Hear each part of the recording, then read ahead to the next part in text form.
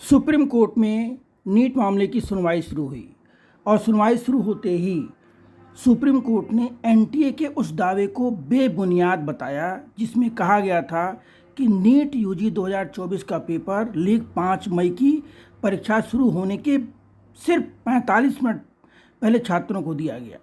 इस पर supreme court के मुख्य न्यायाधीश ने कुछ सवाल किए। पहला सवाल उनका यह था, क्या कभी सभी 180 प्रश्न 45 मिनट में हल किए जा सकते थे जबकि परीक्षा सुबह 10:15 शुरू हुई?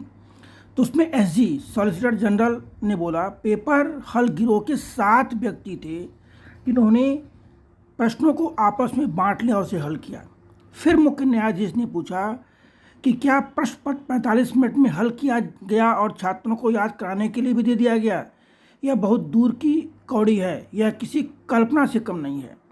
तो फिर हमारे एसजी साहब ने बोला कि शायद यही कारण था कि नकल करने वाले किसी भी छात्र को परीक्षा में उत्तीर्ण अंक नहीं मिले। मुख्य न्यायाधीश के सवाल कि यह किसी आश्चर्य से कम नहीं कि पेपर हजारीबाग में लीक होता है, प्रश्नों को हल भी हजारीबाग में किया गया और पटना भेजा गया, और जब यह कुछ 45 मिनट में हुआ तो फिर सॉलिसिटर जनरल का जवाब, पेपर लीक सुबह 8:02 हुआ, यह 7:30 बजे बैंक से निकाला गया। केंद्र ने दावा किया पेपर लीक का लाभ पाने वालों की संख्या 150 से अधिक नहीं है, लेकिन दावा कि एक दिन पहले पेपर लीक हुआ। अधिवक्ता संजय हेगड़े ने पुलिस द्वारा दर्ज एफआईआर के आधार पर कहा है कि पेपर लीक परीक्षा से एक दिन पहले यानी 4 मई को ही हो गया था। इस पर मुख्य न्यायाधीश ने कहा वह पुलिस की जांच रिकॉर्ड देखना चाहते हैं, क्योंकि पता करना जरूरी है कि पेपर लीक केवल उन केंद्रों तक सीमित था या अन्य शहर या केंद्रों तक ही फैला था। एक दिन पहले टेलीग्राम पर साझा हुए प्रश्न पत्र के बारे में अधिवक्ता नरेंद्र हुड्डा ने पीठ से कहा कि परीक्षा के ऐसे वीडियो हैं जो दर्शाते हैं कि प्रश्न पत्रों को एक दिन पहले टेलीग्राम चैनलों पर साझा किया गया। पीठ ने फिर पूछा कि क्या पटना और हजारीबाग के अलावा अन्य केंद्रों पर भी गड़बड़ी हुई? तो याचिकाकर्ता ने गोधरा का हवाला दिया और फिर सुप्रीम कोर्ट ने पेपर लीक का मकसद नीट यूजी को बदनाम करना नहीं बल्कि इसका मकसद पैसा कमाना था, इसीलिए लीक में शामिल कोई भी व्यक्ति इसे बड़े पैमाने पर नहीं फैलाएगा। मुख्य न्यायाधीश ने कहा कि बड़े पैमाने पर पेपर लीक के लिए उस स्तर पर संपर्क की भी आवश्यकता होती है।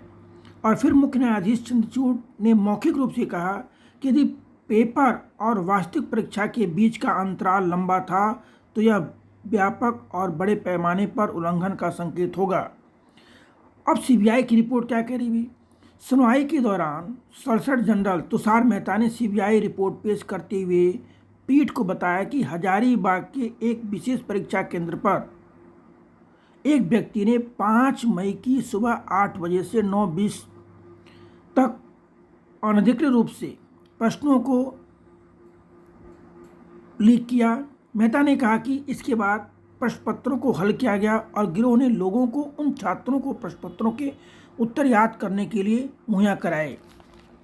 अब देखिए, अब हमारे जो सुप्रीम कोर्ट की और जो कहते हैं हमारे एसजी मेहता साहब की जो रिपोर्ट है, इससे ये 100% प्रूफ है कि पेपर तो लीक हुआ है। अब बड़े पैमाने पर है कि नहीं है, इसीलिए सुप्रीम कोर्ट ने फिर दोबारा 22 तारीख को सुनवाई करने का जो कहते हैं कि दोबारा पेश करने के लिए कहा है। अब यहाँ पर कोर्ट ने जो है ना एनटीए की वकील के अनुरोध का परिणाम घोषित करने के लिए भी अतिरिक्त समय दिया।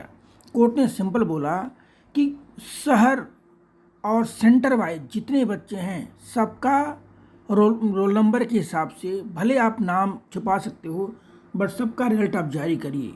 इससे पहले एनटीए सिर्फ हर कैटेगरी के 100 बच्चों को का पेपर क्या कहते हैं रिजल्ट जारी करता था। सॉलिसिटर जनरल तुषार मेहता ने केंद्रवार परिणाम घोषित करने के आदेश पर आपत्ति दर्ज कराई। इस पर मुख्य न्यायाधीश ने मौखिक टिप्पणी करते हुए कहा पटना और हजारीबाग केंद्रों में पेपर लीक होने की बात स्वीकार की गई है। यह सुनिश्चित करने के लिए कि लीक उन्हीं केंद्रों तक सीमित है, परिणामों के संपूर्ण डेटा का विश्लेषण बहुत जरूरी है।